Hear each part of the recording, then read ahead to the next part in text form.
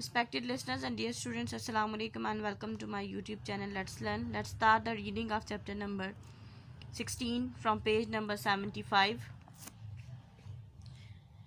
Chapter number 16 है The Road to Independence, यानी आज़ादी की तरफ राह. The First World War took place from 1914 to 1918. यानी जो पहली जंग अजीम है वो 1914 से 1918 के दरमियान हुई. Indian troops played a large part in the fighting, especially in Mesopotamia, present day Iraq. ये जो हिंदुस्तानी सिपाही थे इन्होंने बड़े पैमाने पे इस जंग में, इस लड़ाई में हिस्सा लिया, ख़ास तौर पे जो हालिया इराक है जिसे पहले मेसोपोटामिया कहा जाता था, उस हिस्से में. where the Muslim soldiers were fighting against the fellow Muslim Turks, जहाँ पे जो मुसलमान सिपाही हैं वो अपने ही जो मुसलमान टर्किश भाई थे उनके खिलाफ लड़ रहे थे. Indian soldiers including Muslims suffered terrible casualties and very brutal treatment at the hands of the Turkish army.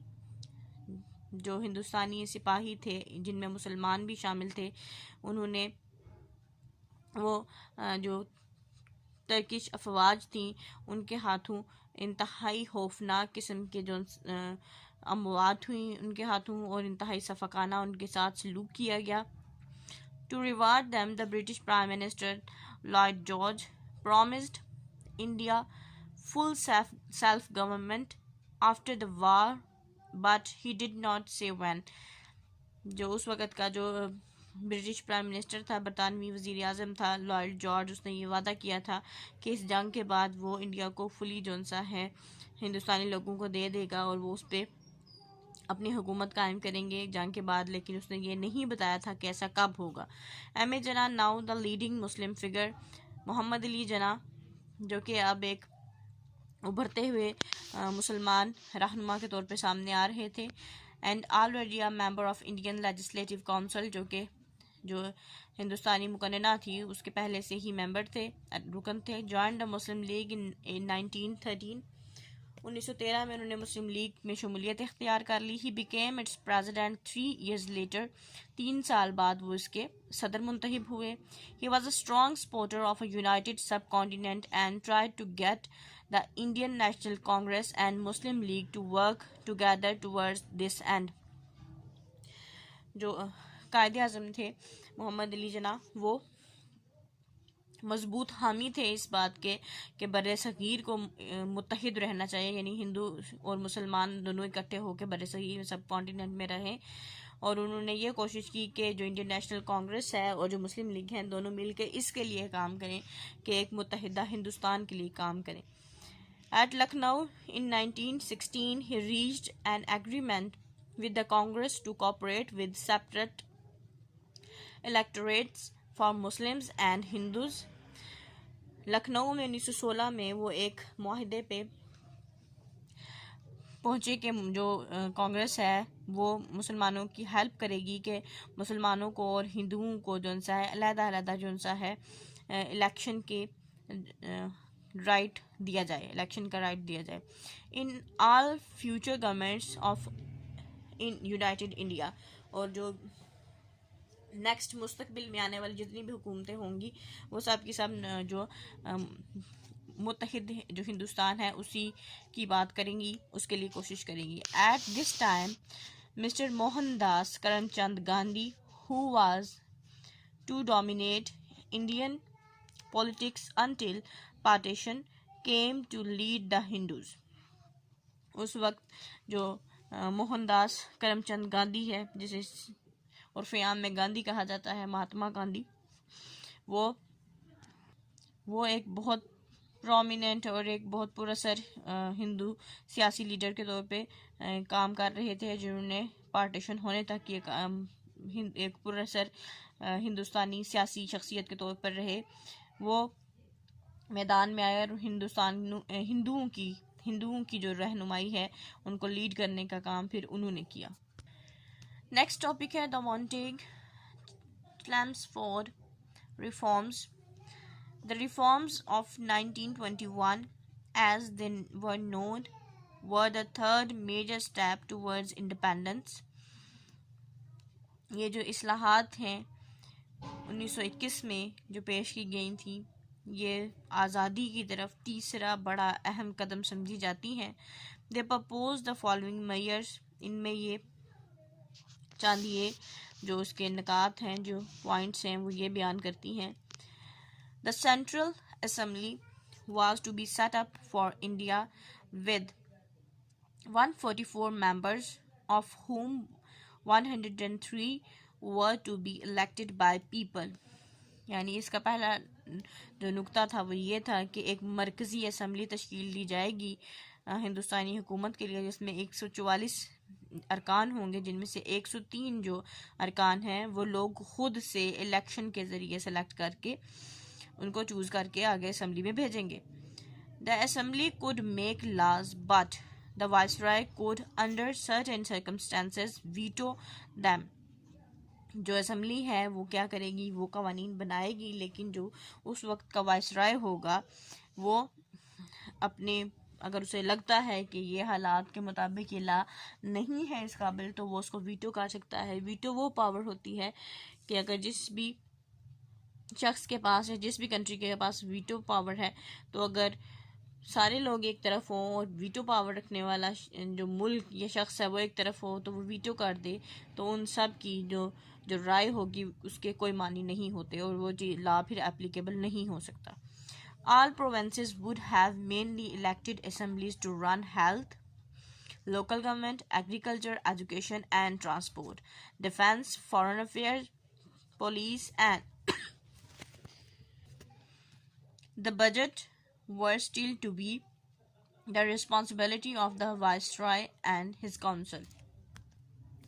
جتنی بھی صوبائی اسمبلیاں ہیں ان میں جو الیکٹڈ ممبرز ہوں گے وہ اس ساری یہ جو سارے معاملات ہیں ان کو وہ ہینڈل کیا کریں گے. یعنی اس میں چاہے وہ صحت کا مسئلہ ہے، لوکل گورنمنٹ ہے، یا زراعت کا مسئلہ ہے، تعلیم کا ہے، آمد و رفت کا ہے، اس کے علاوہ دفاع کا ہے، خارجہ پالیسیز ہیں، پولیس ہے، بجٹ ہے، وہ سب کی سب یہ سب کی سب رسپانسبلٹی جو سی ہیں وائسرائے کی اور اس کی کونسل کی ہوں گی. There were to be 2 or 3 Indian members of Viceroy's close inner cabinet. یعنی جو 2 یا 3 جو ہندوستانی ارکان ہیں وہ وائسرائے کی جو بہت قریبی کابینہ ہے اس میں موجود ہوں گے.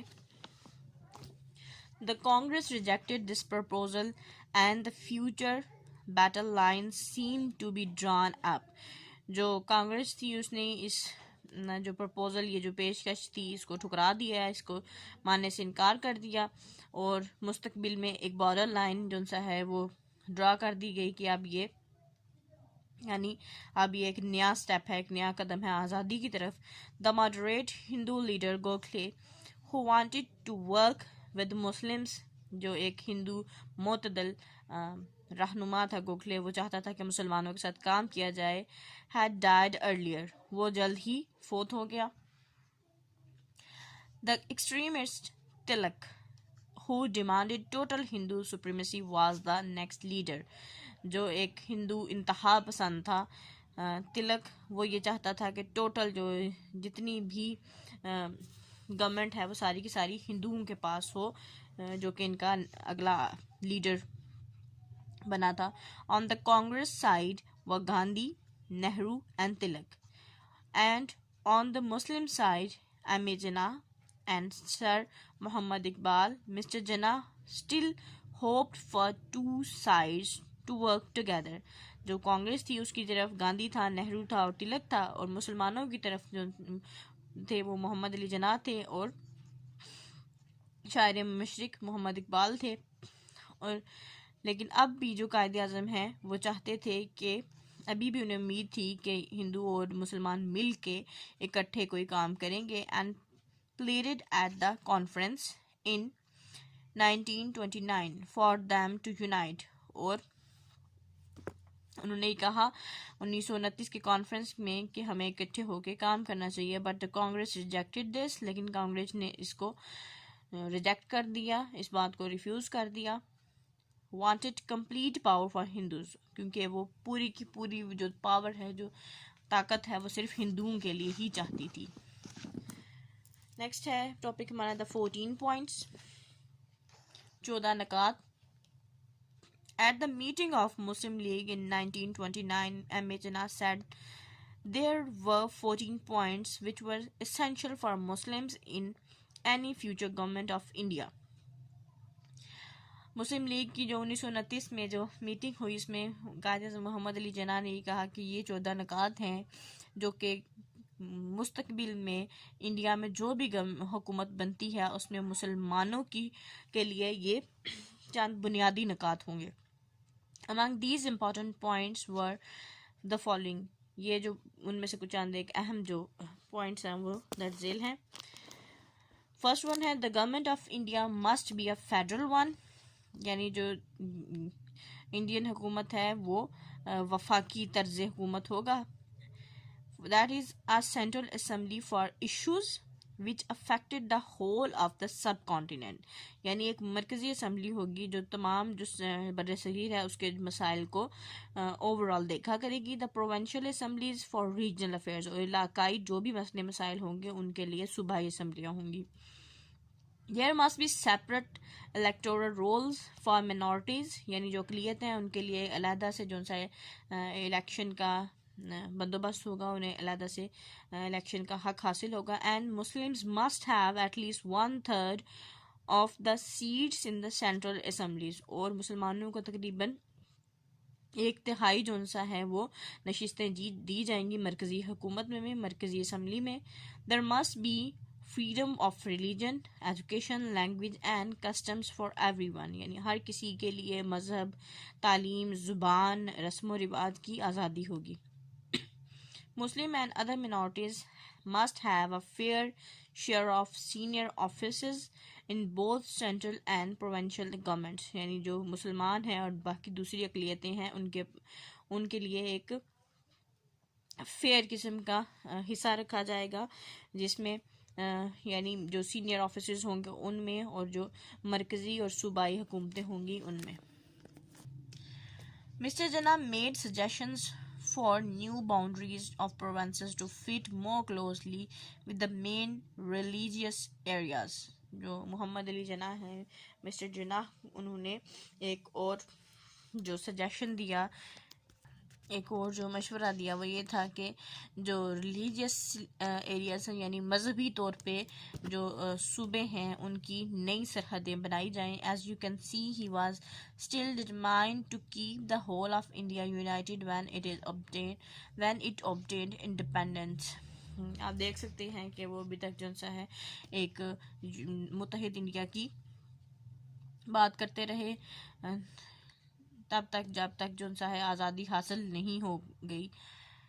On the other hand, in 1930, Sir Muhammad Iqbal at the Muslim League conference at Allahabad hinted strongly that a separate Muslim state was a possibility. سر محمد علامہ اقبال نے 1930 میں جو مسلم لیگ کی کانفرنس تھی جو کہ الہ آباد میں ہوئی تھی وہاں پہ